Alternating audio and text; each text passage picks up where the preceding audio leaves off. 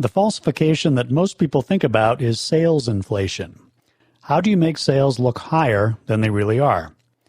The classic method is to keep the books open past the end of the month so that sales for the next month are recorded in the preceding month. This one is especially common at the end of the fiscal year when management wants to fluff up the full year numbers a bit more.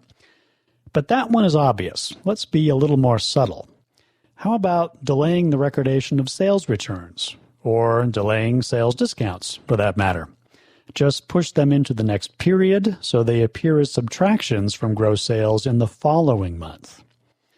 And what if the company sells a mix of products and services? If so, it overstates the price of the products, since those can be recognized at once.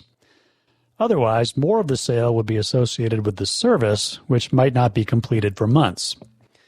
Or, how about a nice piece of transaction misidentification? You could sell an asset and classify the sale as revenue, even though it isn't. Or how about setting up a separate warehouse that's under the control of the company, ship goods to it, and count them as sales? Then the warehouse holds onto the goods for a short time and then forwards them to a customer. This one essentially allows a company to record sales early. And then we get into some major ethical breaches. You could enter into an undocumented side agreement with a customer to sell it goods, where the side agreement states that the customer can return the goods at any time. That's not a sale, but the auditors won't know that since the side agreement is kept secret.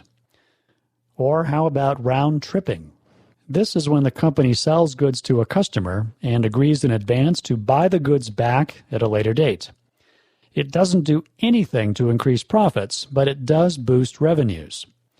This one can be really hard to spot if the customer shifts the goods to a third party and the company then buys the goods back.